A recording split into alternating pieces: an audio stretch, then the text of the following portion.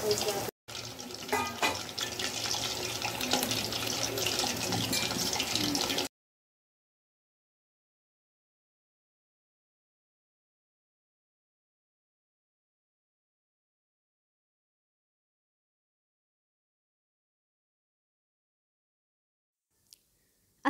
আলাইকুম ভিউয়ার্স, কেমন আছেন সবাই? আশা করি ভালো আছেন।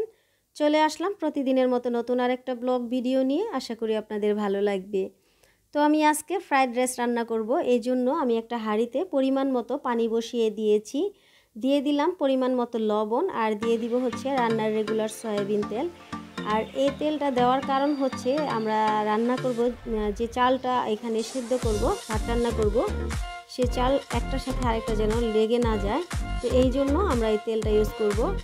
আর আমি এখন এই ফ্রাইড রাইস রান্না করব পোলার চাল দিয়ে। তো আমি এখানে 1 কেজি পোলার চাল নিয়েছি। চালটা ভালো করে ধুয়ে স্ট্রেনারে ঝরা দিয়ে রেখেছি। তো এই যে চালটা আমি ভালো করে ধুয়ে নিয়েছি। এখন হচ্ছে আমি চালটা দিয়ে দিচ্ছি। তো চালটা দিয়ে আমি চামিচ দিয়ে নেড়ে দিব, যাতে করে নিচ থেকে লেগে না যায়। সাথে সাথেই চামিচ দিয়ে নেড়ে দিতে হবে।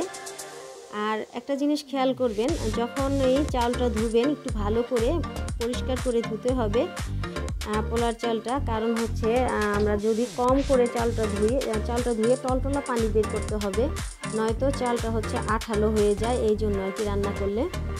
তো এই যে আমার পোলার চালটা মানে সেদ্ধ হয়ে গেছে। দেখুন পোলাওটা প্রায় হয়ে আসছে। তো আমি দেখে নিলাম, মনে হচ্ছে আরেকটু হবে। তো আমি এখানে 80% মতো সেদ্ধ করে নেব। আর 20% হচ্ছে আমি যখন রান্না করব, ফ্রাইড রাইস রান্না করব, তখন হয়ে যাবে।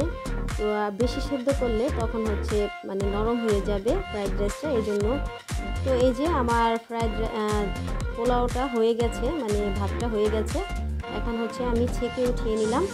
তো আমি ছেঁকে উঠিয়ে একটু ঠান্ডা পানি দিয়ে ভালো করে ধুয়ে তারপরে হচ্ছে স্টিনারে ঝরা দিয়ে রাখবো। আর এখানে হচ্ছে আমি চিকেন নিয়েছি। আমি হচ্ছে স্পাইসি চিকেন করব, ফ্রাই করব, এই জন্য। তো আমি এখানে দিয়ে দিলাম সয়া সস, আর সয়া সসের পরিমাণটা একটু বেশি করে দিলাম। দিয়ে তারপরে হচ্ছে আমি দিয়ে দিব টমেটো সস। দিয়ে তারপরে আমি সব ধরনের মশলা দিয়ে দিব। হলুদের গুঁড়া, হলুদ না, ধনিয়ার গুঁড়া, জিরার গুঁড়া, লাল মরিচের গুঁড়া, গোলমরিচের গুঁড়া, মানে সব মশলা দিয়ে আমি ভালো করে ম্যারিনেট করে রাখবো। কারণ এই রেসিপিটা আমি আপনাদের সাথে একবার শেয়ার করেছি, এই জন্য আর আজকে পুরোপুরি শেয়ার করব না। তো আদা রসুন দিয়ে সব কিছু দিয়ে ভালো করে মেখে তারপরে হচ্ছে আমি রেখে দিব নর্মাল ফ্রিজে 2-3 ঘন্টার জন্য। যখন ভাজবো তখন হচ্ছে আমি ডিম ভেঙে দিয়ে ময়দা দিয়ে ভালো করে মেখে তারপরে হচ্ছে ফ্রাই করে নেব। তো এই যে আমি সব কিছু দিয়ে তারপর হচ্ছে মেখে নিচ্ছি।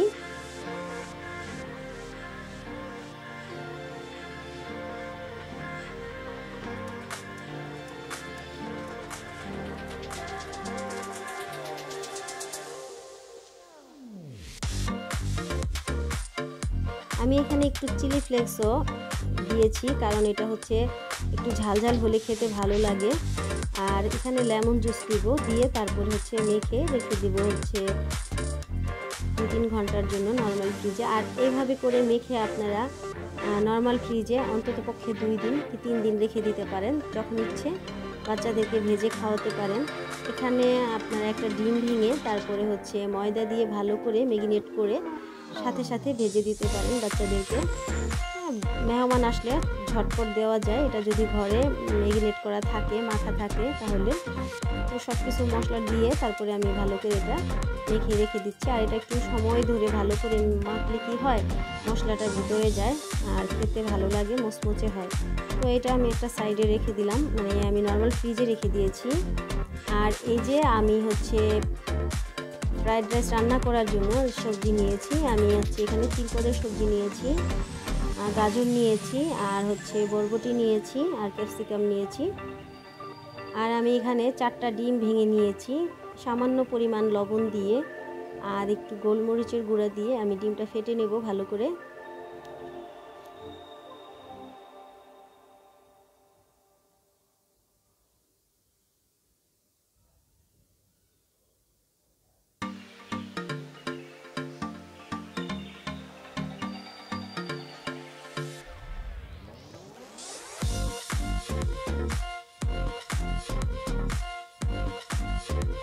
আর এই যে এখানে হচ্ছে আমি একটা প্যানে তেল দিয়ে দিয়েছি। তেলটা যখন গরম হয়ে আসবে আমি ডিমটা দিয়ে দিব। এই যে ডিমটা আমি দিয়ে দিলাম।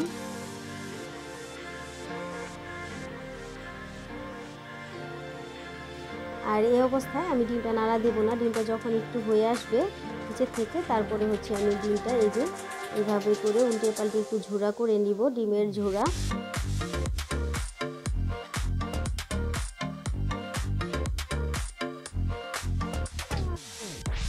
তো এই যে আমার ঝোড়াটা প্রায় হয়ে আসছে, তো আমি এভাবে করে ভেঙে ভেঙে দিলাম। তো দেখুন ডিমের ঝোড়া হয়ে গেছে। এখন হচ্ছে আমি নামিয়ে নেব, নামিয়ে একটা সাইডে রেখে দেব। তো এই যে আমি হাঁড়ি বসিয়ে দিয়েছি।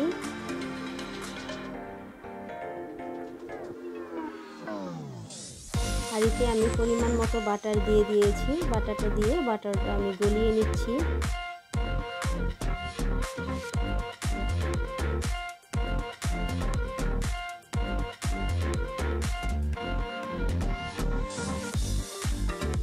দিয়ে দিলাম রসুন কুচি।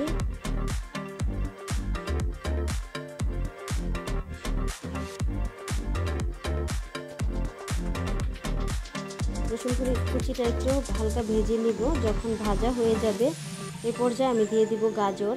আর হচ্ছে গাজরটা আমি আগে দিলাম, কারণ এখানে হচ্ছে গাজরটা একটু সেদ্ধ হতে একটু সময় লাগে, এই জন্য গাজরটা একটু আগে দিলাম। গাজরটা একটু যখন ভাজা হয়ে আসবে এই পর্যায়ে দিয়ে দিব হচ্ছে চিংড়ি মাছ।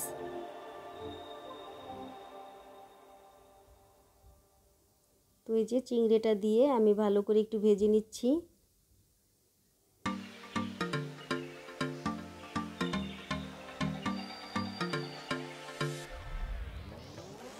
আর দিয়ে দিব চিকেন।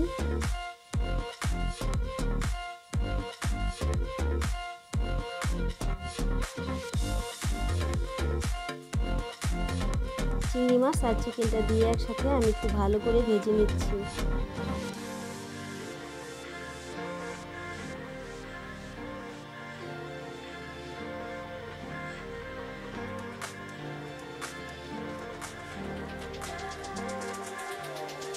তো আমার যখন ভাজা মোটামুটি হয়ে আসবে, কিছুটা পানি উঠে আসছে চিকেন থেকে, এখন হচ্ছে আমি দিয়ে দিলাম পেঁয়াজ।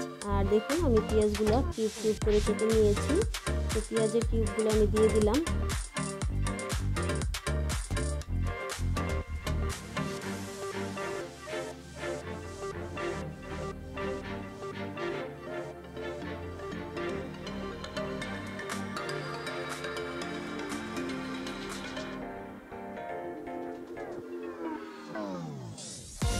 পেঁয়াজটা আমি আগে দিতে পারতাম, কিন্তু পেঁয়াজটা হচ্ছে আগে দিলে গলে যায়, আর গলে গেলে ভালো লাগে না মুখে।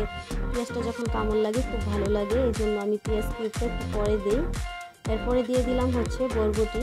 বরবটিটা আগে দিলে হচ্ছে গলে যেত, এই জন্য একটু পরে দিলাম। তো পেঁয়াজ কিউব আর বরবটি দিয়ে আমি একটু ভালো করে ভেজে নিচ্ছি।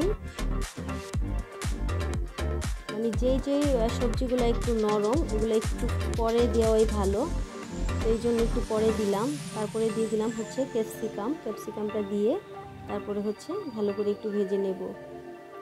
আসলে এই সবজিগুলো আগে থেকে দিলে হচ্ছে গলে যেত, আর যেহেতু চিকেন থেকে পানি উঠেছে, সবজি দেওয়ার পরে কিন্তু কিছুটা পানি ওঠে। তো আগে থেকে দিলে এই সবজিগুলো গলে যাওয়ার সম্ভাবনা, মানে নরম হয়ে যাওয়ার সম্ভাবনা। আর সবজিগুলো যদি একটু মানে একটু শক্ত টাইপের থাকে, আর আসলে ফ্রাইড রাইসের সবজিগুলো কিন্তু একটু কচকচে টাইপের থাকে, আর ওরকমই থাকলে ভালো লাগে, মুখে লাগে। তো এই পর্যায়ে আমি দিয়ে দিলাম গোলমরিচের গুঁড়া, দিয়ে দিলাম লবণ, আর দিয়ে দিব হচ্ছে সয়া সস। এই যে সয়া সসটা দিয়ে তারপরে হচ্ছে আমি ভালো করে নেড়ে চেড়ে নিচ্ছি। আমি এক এক করে মশলাগুলো দিলাম।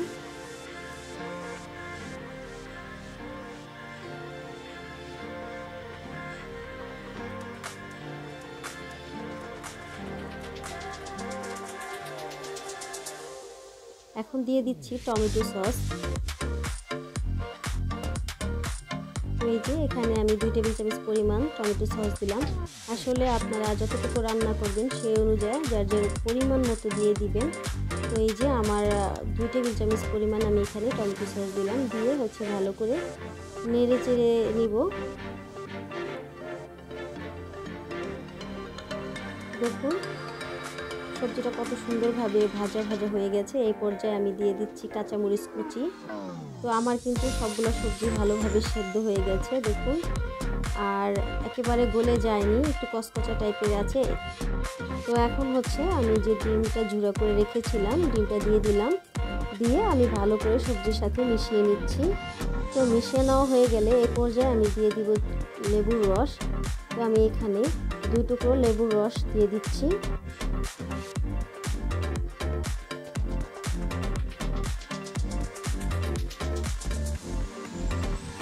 তো দিয়ে আমি ভালো করে নেড়ে চেড়ে ভেজে নিলাম। দেখুন কত সুন্দর হয়েছে সবজিটা। তো এই পর্যায়ে আমি এই যে ভাত যে রান্না করে রেখেছিলাম দেখুন কতটা ঝরঝরা হয়েছে। আমি ভালো করে স্ট্রেনারে ঝরিয়ে তারপরে হচ্ছে একটা বড় মানে ছেনিতে আমি এটা ফ্যানের নিচে রেখেছিলাম। তো ওইখান থেকে আবার বলে করে আমি ফ্রিজে রেখে দিয়েছিলাম। তো ফ্রিজে প্রায় 2 ঘন্টার মতো ছিল। ফ্রিজ থেকে বের করে আমি এখন হচ্ছে এই যে রাইসটা রান্না করে নিচ্ছি, ফ্রাইড রাইস। দেখুন ভাতটা কত ঝরঝরা হয়েছে। তো এখন হচ্ছে আমি সবজির সাথে এই যে ভাতটা একেবারে মিলিয়ে নিচ্ছি দেখুন সুন্দর করে, আর কোনো মানে আঠালো ভাব বা দলা দলা হয়ে যাচ্ছে না, একদম ঝরঝরা হয়েছে। আর যেহেতু আমি অল্প করে তেল দিয়ে রান্না করতেছি, মানে অল্প বাটার দিয়ে, কোনো তেল দিইনি, অল্প করে দিয়েছি যেহেতু আমার হাজব্যান্ড খাবে সাথে। আর তেল দিয়েই রান্না করতাম, তো আমার হাজব্যান্ডই বলেছে বাটার দিয়ে রান্না করো, এই জন্য বাটার দিয়ে রান্না করা আর কি। তো অল্প পরিমাণ হোক খাবে তো এই জন্য আর কি। তো যাই হোক আর একটু বাটার দিলে আর একটু বেশি ভালো হতো, তো আমি পরিমাণ একটু কমই দিয়েছি। এখন নেড়ে চেড়ে ওপর থেকে আমি একটু সয়া সস দিয়ে দিচ্ছি, দিয়ে তারপরে হচ্ছে আমি এটা ভালো করে নেড়ে চেড়ে একটু রান্না করে নেব।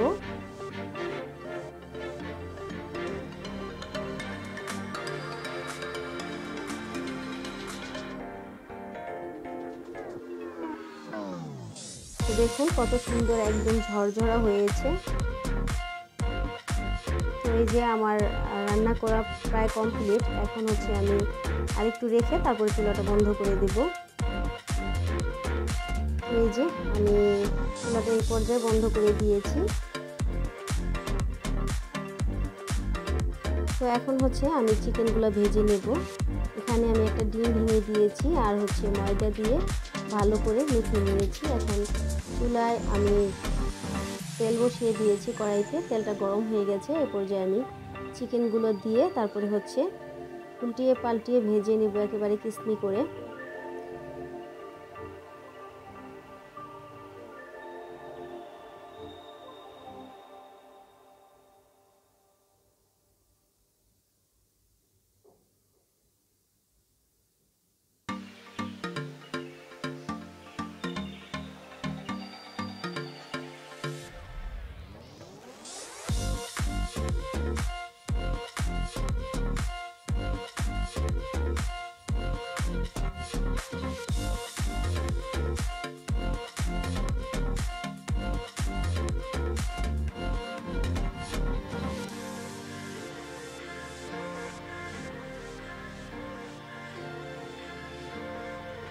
তো এই যে আমার চিকেনগুলো ভাজা হয়ে গেছে, দেখুন কত সুন্দর একটা কালার চলে আসছে।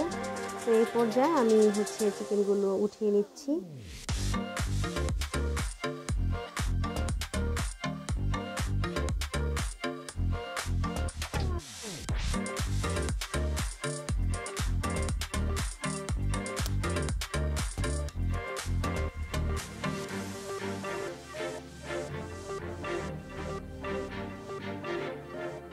তো এই যে এইভাবে করে আমি সবগুলো চিকেন ভেজে নেব।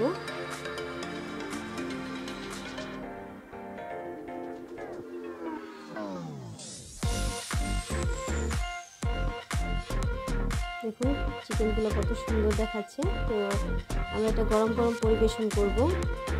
তো এখন হচ্ছে ইফতারের টাইম হয়ে গেছে। দেখুন আমি হচ্ছে ফ্রাইড রাইস প্লেটে প্লেটে আমি একেবারে বেড়ে ফেলেছি। সবাই খেয়ে নেবে। এটাই হচ্ছে আমাদের আজকের ইফতার।